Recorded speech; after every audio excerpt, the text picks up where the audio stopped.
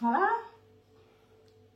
Bienvenue dans le royaume intérieur. Je suis Julie Deka. Avant d'abord de commencer, je vais vous souhaiter une joyeuse fête de Saint-Valentin aux amoureux et voilà, à toute la grande famille. Et aussi, je dois ajouter que la fête de Saint-Valentin, c'est la fête de l'amour. Hein, donc, ça n'a rien à voir avec l'homme et la femme. Le Eros, c'est l'amour en général. Et le premier amour, c'est à soi-même. Ça, c'est assez important. Donc, sur ce chemin, nous devons d'abord nous aimer avant d'espérer aimer les autres ou d'être aimé par les autres, en fait. Donc, vraiment, je vous souhaite une très, très bonne fête de Saint-Valentin. Et c'est vrai que j'aurais souhaité ouvrir un champagne, mais bon, vous êtes loin, donc ça ne va pas aider. Et une bouteille pour moi seule, c'est beaucoup pour le moment. Alors, mais cependant, pendant qu'on fête la Saint-Valentin, ça n'empêche pas que nous puissions en même temps spiritualiser notre conscience, quoi. Alors, voilà. Et on va continuer la lecture de notre livre Ta foi et ta fortune, c'est le chapitre 2.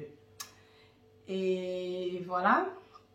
En fait, ce qu'on pouvait retenir jusqu'à présent par rapport au premier chapitre, c'est que la foi de l'homme en Dieu est mesurée par sa confiance, par la confiance en lui-même. Et nous avons vu pourquoi. Entre-temps, nous avons parlé de la conscience inconditionnelle de l'être, la conscience inconditionnelle de l'être. Ensuite, on a vu la conscience conditionnée. Et oui, bon, c'est vrai que je ne fais pas toute la récapitulation, juste les grands titres et les grandes idées. Alors, avant de continuer aujourd'hui, si tu me regardes pour la première fois et que tu n'es pas encore abonné, alors fais-le dès maintenant et en le faisant, n'oublie pas d'activer la cloche de notification afin d'être avisé automatiquement lors des prochaines publications. Et voilà, comme je dis, on va continuer là où nous avons arrêté la fois passée. Voilà. Alors, ici, c'est le grand paragraphe. Vous êtes prêts? C'est parti. J'ai quand même une petite bougie qui brûle derrière pour la Saint-Valentin. Donc, c'était, je la cachais derrière moi, donc ça me valait pas la peine de l'allumer. Alors, voilà, on va lire. Lorsque l'homme verra la Bible comme un grand drame psychologique, avec tous ses personnages et acteurs, comme les qualités et attributs personnifiés de sa propre conscience, alors seulement, la Bible lui révélera la lumière de sa symbologique. Ici, on reprend ce paragraphe d'ailleurs parce qu'on l'a déjà lu. Donc, nous voyons ici que, en fait, on va se dire, si on doit prendre les personnifications de la Bible, que ce soit Abraham, que ce soit Josué, que ce soit Isaac, Jacob, parce que la Bible dit toujours le Dieu d'Abraham, d'Isaac et de Jacob. Ça, c'est des personnifications, mais si on peut regarder en ces personnifications comme des qualités, et attributs de notre propre conscience. En fait, parce que nous avons toujours lu ces choses, ces personnes, comme si c'était des personnes qui avaient habité à l'époque dans le temps. Mais seulement en voyant Abraham comme un étranger, tu ne profiteras jamais d'Abraham, de ce qu'il est. Parce que c'est quelqu'un de passé, on voit seulement qu'il n'était pas comme Jésus. Si tu ne savais pas que Jésus est ton imagination humaine et que toi-même tu es Jésus, si tu ne te le proclames pas, tu ne pourras jamais manifester ce que Jésus a fait. Et Jésus-Christ, on a vu qu'il est l'homme modèle. Donc, ici, là, Neville est en train de nous dire que nous devons prendre des personnifications de la Bible comme des attributs et des qualités de notre propre conscience. Et ce n'est que à partir de là que la Bible nous révélera la symbologie. Ou bien que la Bible, oui, nous révélera la lumière de sa propre symbologique. Les symboles, que tout ce qui se passe, tout ce qui a été nommé, parce que je crois que c'est ça qui a été un problème. Parce que si tu lis la Bible comme l'histoire des autres, en fait, et je crois que c'est ce que j'avais toujours lu. Abraham avait encore dit comme ça, et quand il avait fait comme ça, et l'autre avait fait comme ça. Mais on oublie que l'autre, Abraham, tout cela, c'est des personnifications. Et nous devons les prendre comme les qualités et les attributs de notre propre conscience. Et comprendre ce que ça signifie Abraham, ce que ça signifie Lot, ce que Isaïe signifie, ou Jacob, Isaïe Ésaü et Jacob, les enfants d'Isaac, ou bien Rebecca, qu'est-ce que ça veut dire? Donc, ou Joseph veut dire encore Yoshua. Donc, en fait, aussi longtemps qu'on va croire que ça parle des autres, bien sûr, on ne va rien profiter du livre. Ça me sert à quoi si ça parle des Israélites et qu'il a rendu, ou bien tel avait engendré tel et engendré tel. Donc, ici, il est impératif, pour mieux comprendre la Bible, de pouvoir regarder l'histoire ou bien les allégories, déjà comprendre la signification des allégories, et les personnifications surtout, ce sont encore des états de conscience, parce que quand on dit des qualités et des attributs de notre propre conscience, on devrait savoir qu'Abraham représente un état de conscience que toi et moi, à un moment de la vie, nous occupons cet état et nous manifestons exactement la vie d'Abraham. Et qu'est-ce qu'il symbolise à l'époque, dans son temps? L'homme de la foi, il a cru. Seulement la foi. Oui, parce qu'il a cru à Dieu, en Dieu, ou bien à ce que Dieu lui avait dit. Et ce n'est que cette foi-là, la grâce. À l'époque d'Abraham, il n'y avait pas encore la loi, parce que la loi vient presque 400 ans après avec Moïse. Oui, donc il avait reçu la promesse. Donc, et ça c'est assez important si nous voulons avancer. Et nous sommes ici pour avancer, juste pour attirer l'attention de certaines personnes, parce que dans les commentaires, on pense que ici, on parle de la spiritualité. Et je dois dire que Neville fut et est encore, parce qu'il vit, en fait, la vie est éternelle, un amoureux de la Bible. Donc, lui, il est chrétien. Et même s'il nous explique, parce qu'en même temps, bien qu'il ait été chrétien, il a reçu les cours avec Abdullah, d'hébreu. Et c'est là où l'Ancien Testament lui fut révélé. En comprenant la symbologie, il a compris ce que ça signifiait. Parce que si tu lis en tant que profane, tu penses que c'est juste une histoire avec des guerres et tout ce qui se passe. Mais il dit non. On prend les histoires phalliques et on essaye d'insérer une histoire cachée derrière.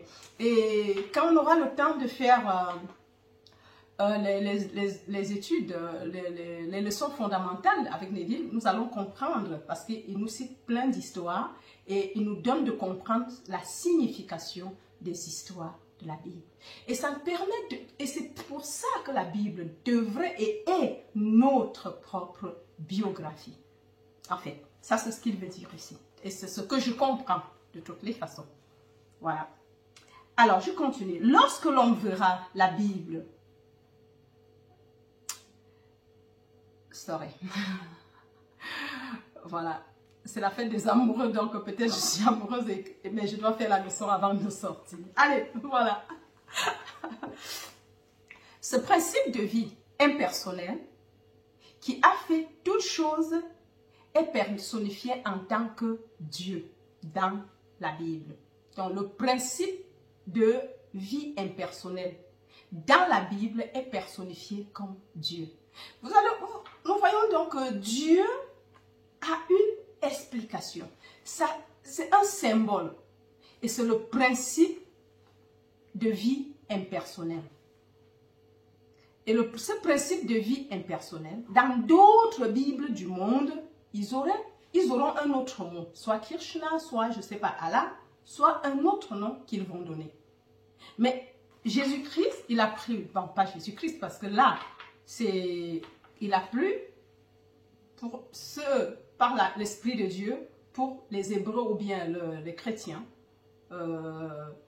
que ce principe de vie soit Dieu ou Jésus-Christ. Pour les chrétiens, c'est Jésus-Christ, mais pour les Hébreux, c'était Dieu. Ouais, voilà. Le Seigneur Dieu, créateur du ciel et de la terre, est découvert comme étant la conscience de l'être de l'homme. Donc, parce que dans la Bible, on parle du Seigneur Dieu créa. Il a fait tomber Adam dans un sommeil. Et ici, on a cru toujours, parce qu'il y a Dieu et il y a le Seigneur Dieu. Donc, le Seigneur Dieu, on dit ici, symbolise la conscience de l'être de l'homme. Donc, quand on dit le Seigneur Dieu, les gens pensent que c'est un autre Dieu, puisqu'il ne s'identifie déjà jamais en tant que Dieu. Et c'est là le problème. Puisque nier ce que tu es réellement, tu ne peux pas profiter de qui tu es et de toutes les qualités que tu comportes. Parce que ça te sert à quoi si tu as un compte bancaire, un compte en banque bourré de milliards d'euros et que tu n'es même pas conscient que tu as un compte. Bien sûr, l'argent ne va te servir à rien. Tu seras aussi mendiant que peut-être celui qui n'a même rien. Et c'est un peu ça. Donc, jusqu'à ce que tu prennes conscience que c'est le Seigneur Dieu représente ta conscience individuelle, la conscience de l'être de l'homme.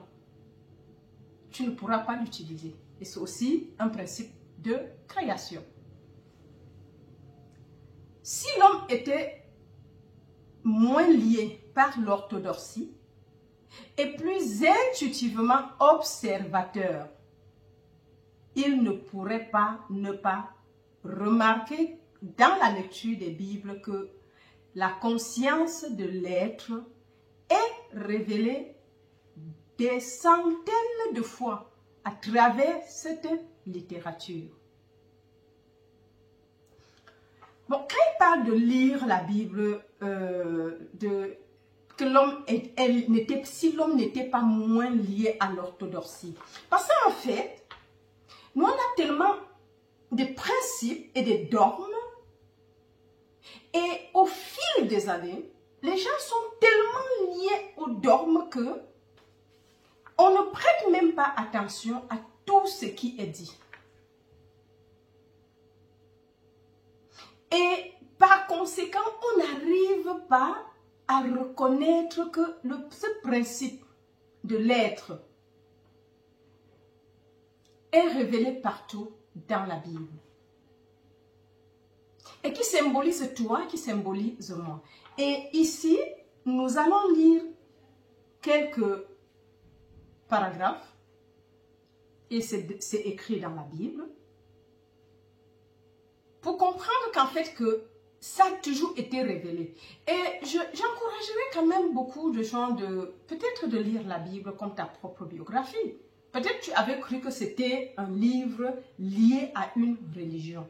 Non, la religion se sert de ça, mais ne veut pas dire que c'est comment dire, la révélation, le message qui est dedans est lié et pour la religion. Puisqu'ils lisent, même si ils ont ça, mais ils utilisent à leur propre essayant, donc ils disent ce qu'ils veulent dire.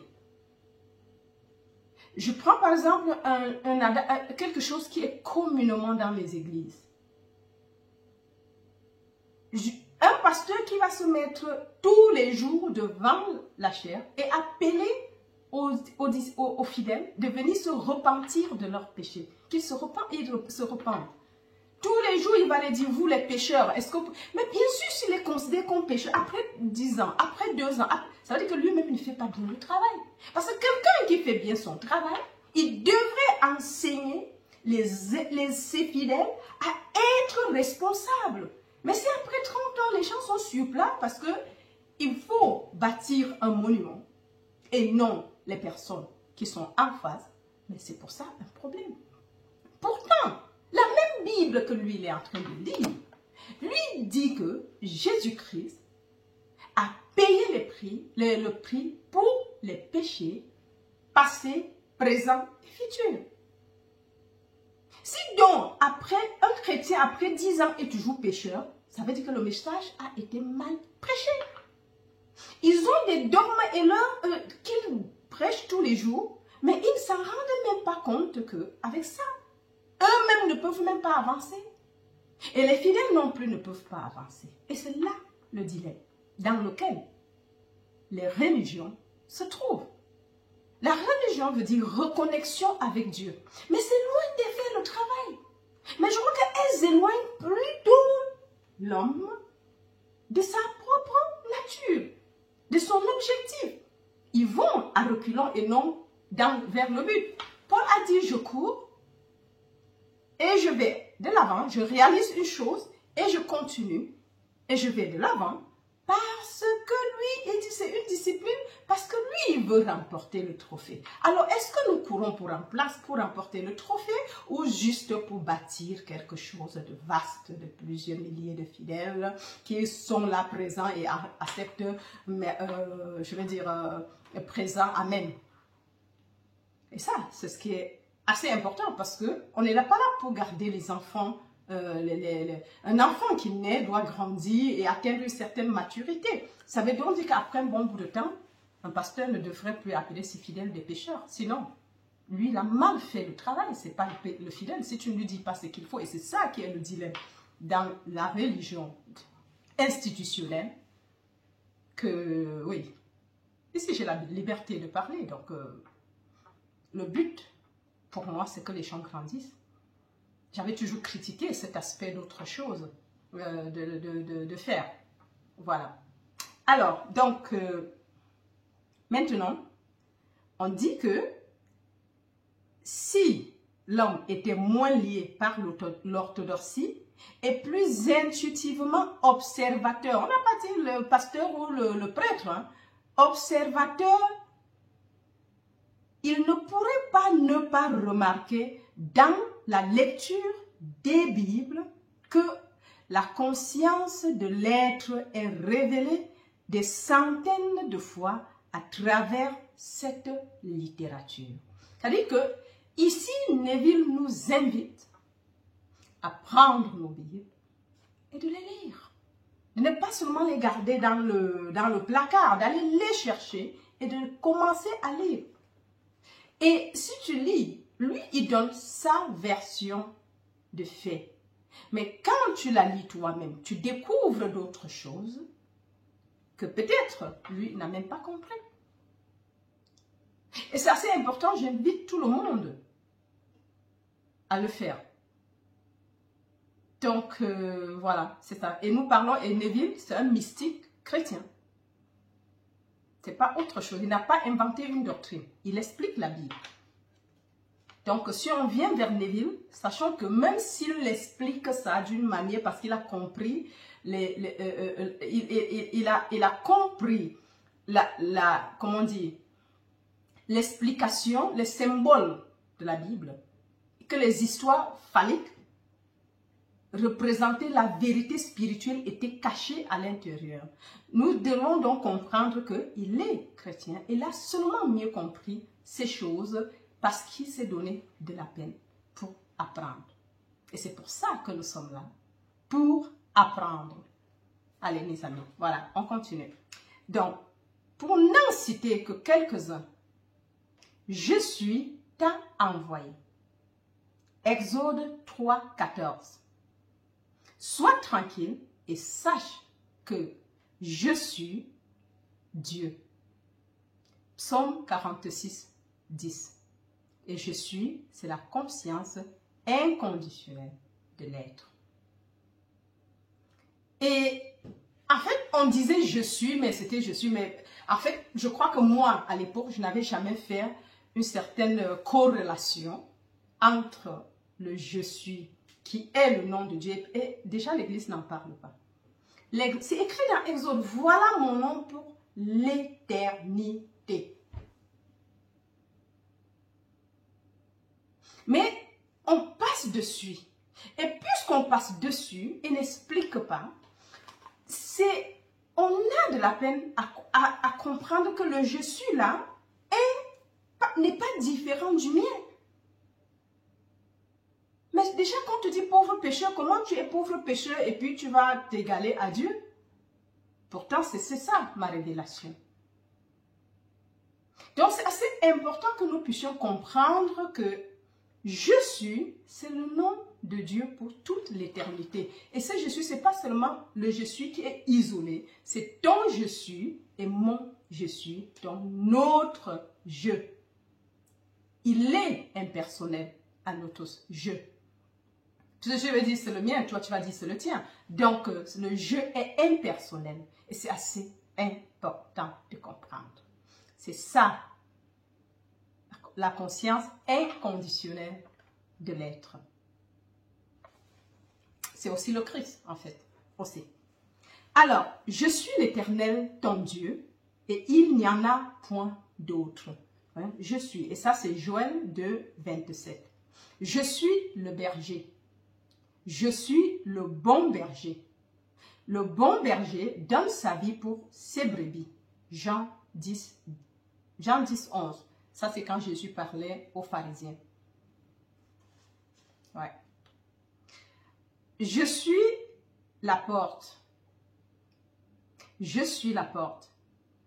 Par moi, si quelqu'un entre, il sera sauvé. Il entrera et sortira et trouvera un pâturage. Jean 10, 9. En fait, ici, quand Jésus, dans la Bible, lorsqu'on dit, Jésus dit, je suis le bon berger. Bien sûr, il n'a jamais dit, moi, Jésus, je suis le bon berger. Il a juste dit, je suis le bon berger.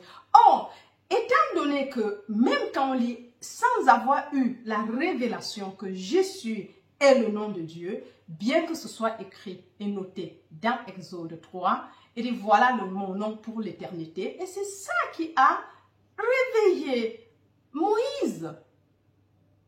Bien sûr, si tu tombes dans l'état de conscience de Moïse, tu vas comprendre que je suis et le nom de Dieu. Et dont je suis, bien sûr. Et même si on sait que c'est le nom de Dieu, il va falloir qu'on aille un pas en avant, faire une liaison avec mon je suis. Mais si on pense que nous sommes des humains, ici sur la terre, et que Dieu est dans les cieux, parce que c'est l'enseignement de l'Église, hein, des institutions, il est dans les cieux, on ne pourrait jamais faire la corrélation entre lui et moi. Et puis, on n'a jamais dit que les cieux étaient dans l'altitude. Hein. Non, le cieux est là. C'est pas quelque part caché. Mais quand on dit le ciel, en fait, nous, on tournait, on regardait le ciel. Moi, par exemple, je pensais que lui, il est loin là dans le ciel, donc il faut crier. Et c'est pour ça, dans certaines églises, on va dire, crie fort quand tu pries. Crie, mais parle fort. Et comment il va savoir? Et c'est ça le drame. Mais nous, aujourd'hui, nous devons comprendre cela. Que notre je suis est Dieu. Et quand Jésus le dit, les gens disent, c'est pour ça que les gens donnent toute la gloire, bien sûr, à Dieu. Mais Jésus a dit, le Fils de l'homme, il s'identifie en même temps comme le Fils de l'homme. C'est les autres qui disent ce qu'ils veulent dire de lui. Mais il n'a jamais dit que moi, Jésus, je suis la porte. Il a dit, je suis la porte. Mais comme c'est je suis, du coup, on met Jésus là-bas. Jésus est la porte. Et toi, tu es quoi? Si lui seul, il est la porte, mais bien sûr, tu n'arriveras jamais à ce qu'il a fait. Et c'est d'où la Bible te dit, il est parti, il va revenir. Et que c'est après la mort, puisque nous sommes des humains ici, il faut bien faire pour, après la mort, aller au paradis, voir Dieu. Et les gens ont cette foi, font tout ce qu'ils font, vivent une vie de misère, seulement pour qu'après la mort, ils voient Dieu. Ils aillent au paradis vivre avec Dieu. Non, tu vis avec Dieu ici. et maintenant. J'ai la vie, le mouvement et l'être dans le je suis. Si tu ne le sais pas, comment vas-tu donc progresser? Et c'est pour ça que depuis 2000 ans, le christianisme est stagnant. Et les fidèles, on ne progresse pas. Parce que Dieu est quelque chose d'extérieur. Je suis.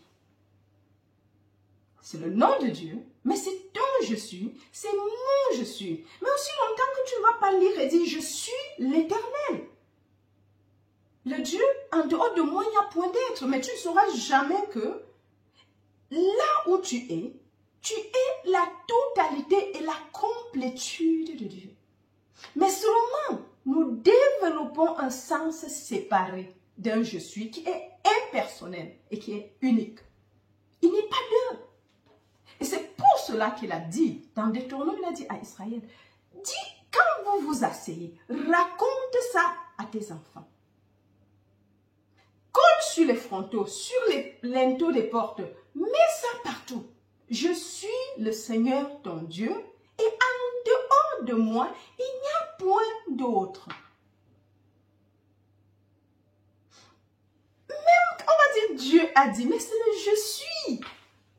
On n'a pas un autre Dieu en dehors de je suis. C'est le principe créateur.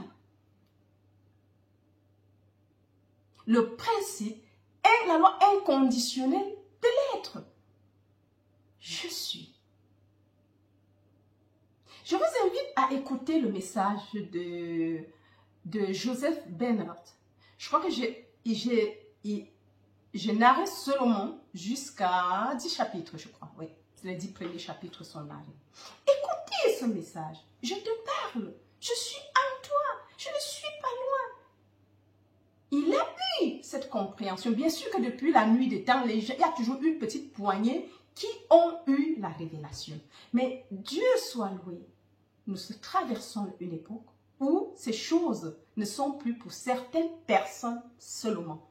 C'est pour tout le monde. Alors, je continue. Je suis la porte. Je suis la porte. Par moi, si quelqu'un entre, il sera sauvé. Il entre et sortira et trouvera un pâturage. Donc, ce n'est pas que tu entres et c'est fermé, non. Il est juste la porte. Et le je suis, c'est qui? C'est ton je suis. Ça veut dire que si on te dit je suis, c'est le Dieu. Ne va pas chercher un autre je suis ailleurs. Et c'est plus qu'on n'utilise pas trop ce nom dans la religion. C'est pour ça que les gens voient Dieu comme quelqu'un autre. Et ça, c'était ma grande découverte quand j'ai fait la rencontre avec Mary Rebecca Eddy à l'époque, ou Joel Goldsmith. C'est le moment où je comprends que quand on parle du Fils de Dieu, ce n'est pas quelqu'un d'autre. Et ce n'est pas comme le Fils est différent du Père. Le Fils, c'est comme ma main, ce côté est là. C'est la même chose là. C'est des rôles qui diffèrent. On va voir tout de suite que mon Père est plus grand que moi. Oui. Mais si tu n'entres pas dans cette fonction, bien sûr qu'il y a des choses que tu ne ferais pas. On ne pourrait jamais faire ce que Jésus a fait. Jésus a fait parce que de l'homme où il était, il s'est identifié à Dieu et il n'avait pas honte de se proclamer partout qu'il était fils de Dieu. Et on l'a lapidé, on voulait le lapider parce qu'on dit, mais en tant qu'un humain, tu te fais égal à Dieu. Et c'est là où l'Esprit a ouvert ma compréhension. J'ai dit, si lui on veut le lapider, et c'est là où ça c'est le secret. Bien sûr. Et bien sûr que même jusqu'aujourd'hui, c'est la même chose. Hein? C'est pas comme ça a changé. Les gens n'arrivent pas à accepter que leur je suis est Dieu. Et que c'est vraiment Dieu. Ça veut dire qu'ils n'acceptent même pas ce qui est écrit dans la Bible. Alors, je continue. Je suis en vérité, je vous le dis, je suis la porte des brebis. Jean 10, 7. Et justement, il va rester, il dit, et le pasteur va se prendre pour le berger et que les fidèles sont des brebis. Bien sûr, dans ce rôle berger-brebis, le pasteur humain et toi brebis, parce que tu viens dans son église, comment vas-tu donc grandir? Il ne veut même pas que tu grandisses. Parce que si tu grandis, tu peux être berger comme lui et lui retirer sa place. Et ça, c'est encore une lutte perpétuelle dans les églises. Je suis désolée de le dire, mais c'est ce qui se passe. Donc, même s'il a une certaine révélation, je crois que lui, il ne pourrait pas dire parce que de peur de perdre les fidèles. Mais nous sommes là pour rendre les gens indépendants. La liberté. Si tu comprends qui tu es, tu pars, il y a une autre personne qui va venir. Faisons comme les écoles d'apprentissage, de conduite. Il ne se fait jamais de soucis. Vous venez en vague, vous apprenez, vous partez. Il ne veut pas vous garder pour l'éternité. Ton but là, c'est de passer ton permis de conduire. Après, tu pars. Une autre vague vient. Et il y aura toujours des personnes pour apprendre. Mettons-nous ça en tête. Et puis, bon, pour quelle fin on le fait? C'est des fins financières, ça veut dire qu'on n'a rien compris de la Bible. Et c'est exactement ce que Neville nous enseigne.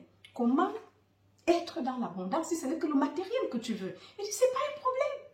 Seulement, c'est la loi. Et c'est même naturel que tu les aies. Mais seulement, nous sommes sur ce chemin. Nous voulons, pour un début, ça peut être comme des béquilles pour marcher. Manifester la maison, la voiture et tout. Mais quand tu auras tout manifesté, comment tu vas continuer? Donc le but maintenant, c'est d'arriver à un point où tes désirs sont les ordres. Parce qu'il a dit à ses disciples, ne vous préoccupez pas de la nourriture. Le corps est plus que la nourriture.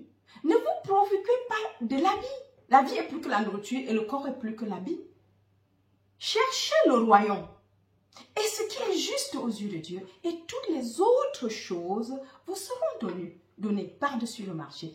Puisque au moment où tu comprends que ton je suis, et le royaume c'est quoi? C'est le je suis à l'intérieur de toi.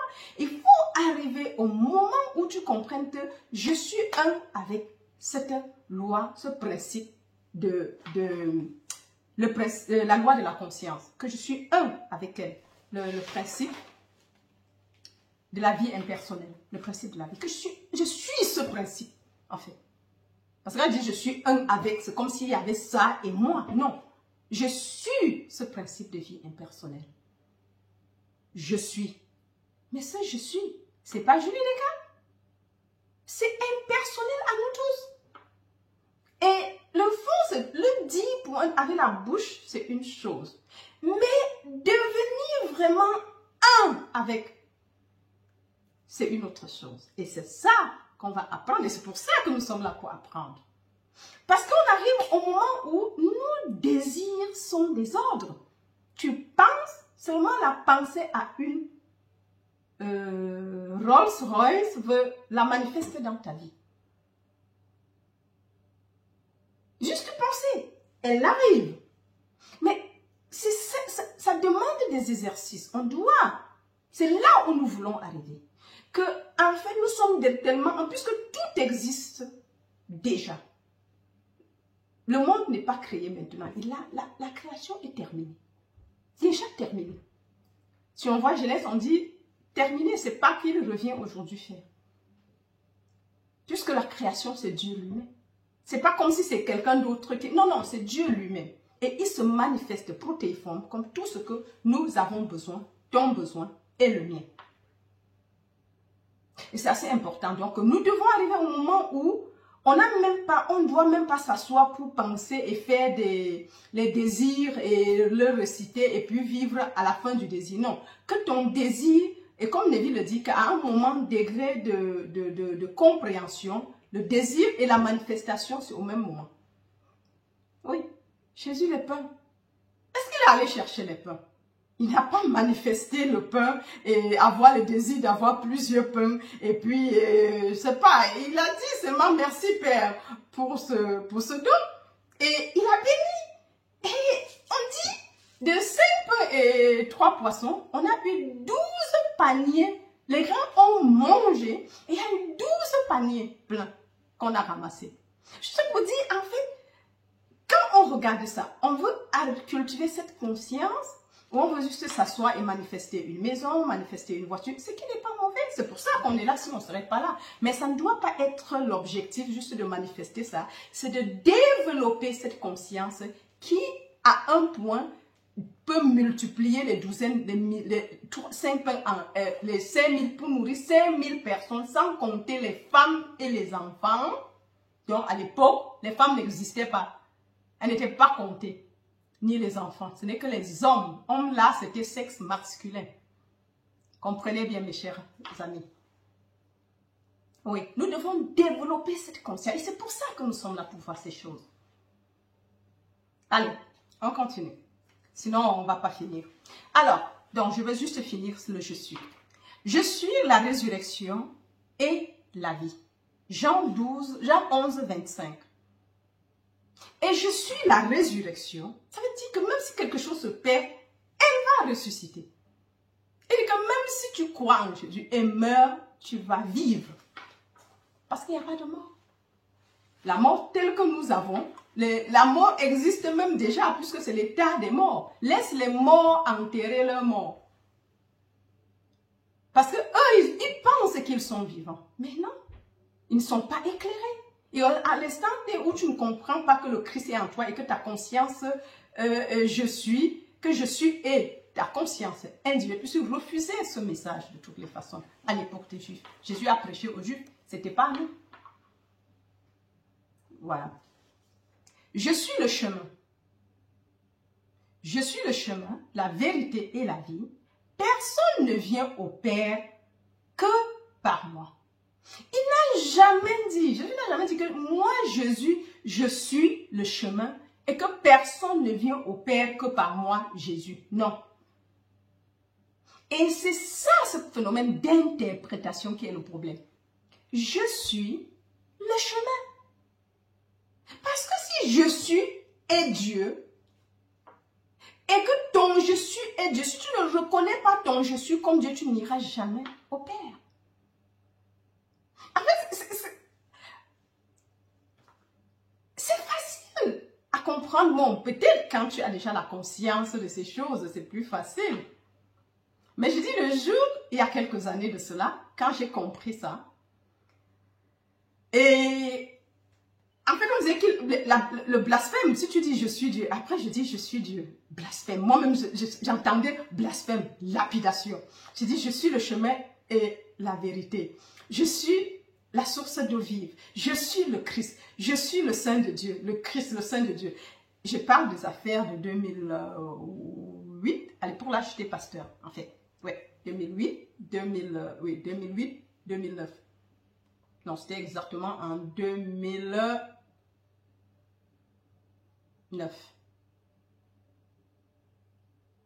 Ouais. Non, 2010.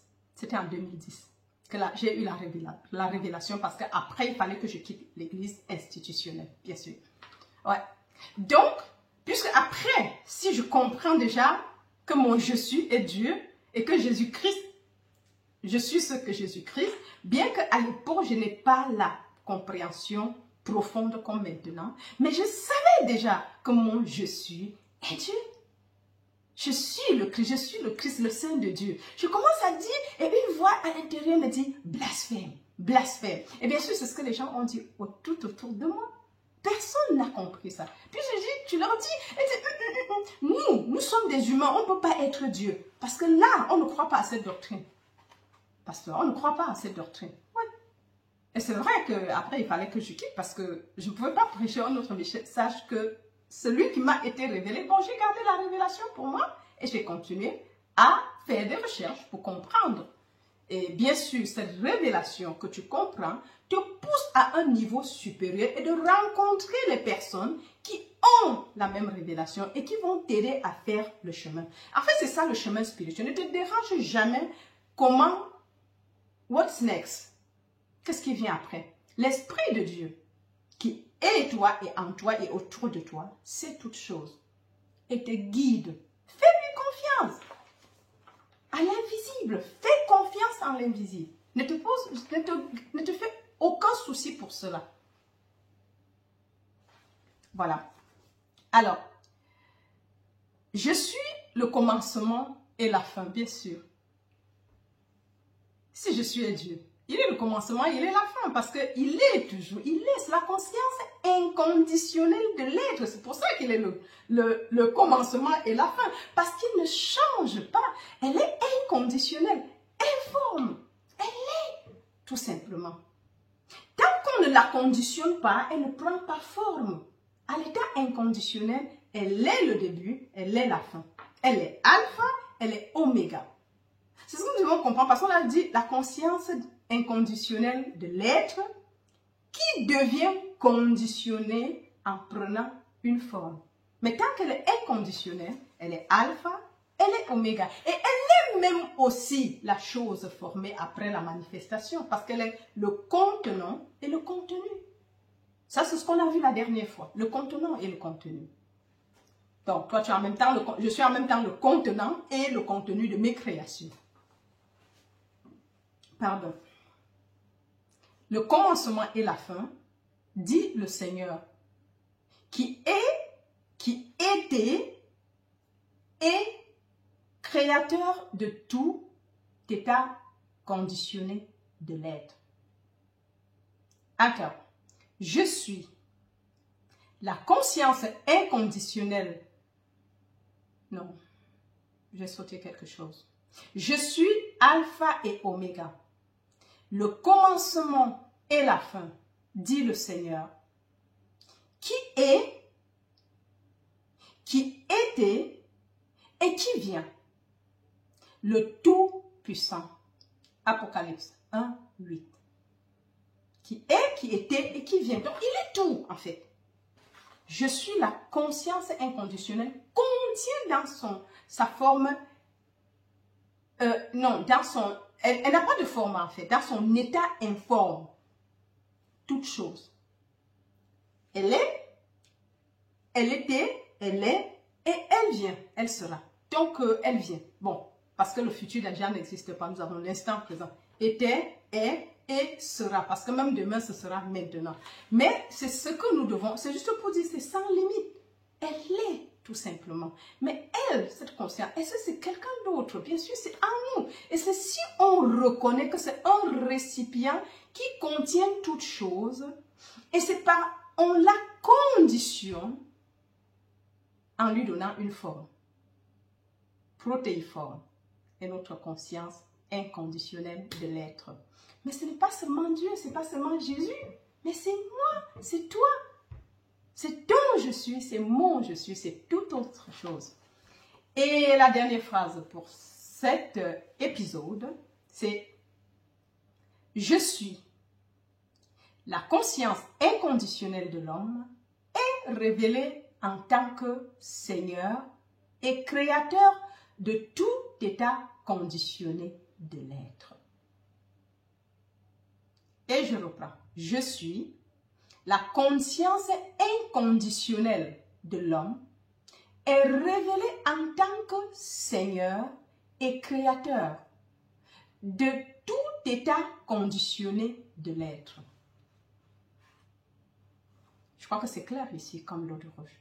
Je suis la conscience inconditionnelle de l'homme est révélée. Ici, ce qu'on vient de dire, je suis la résurrection, la vie, est révélé en tant que le Seigneur et Créateur de tout état conditionné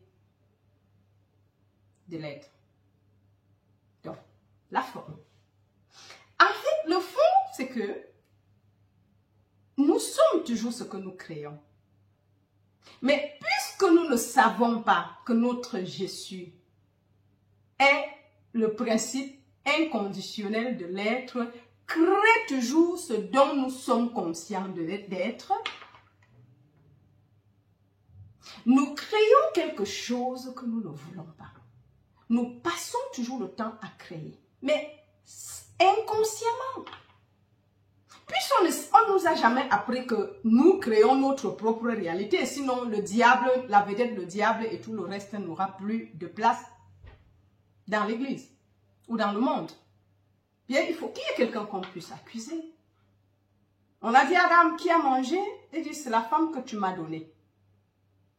On va vers la femme, mais comment tu as mangé? Il dit que c'est le serpent qui m'a induit en erreur. Donc, vous voyez qu'on transmet toujours le rôle, la faute sur l'autre, alors que nous devons assumer.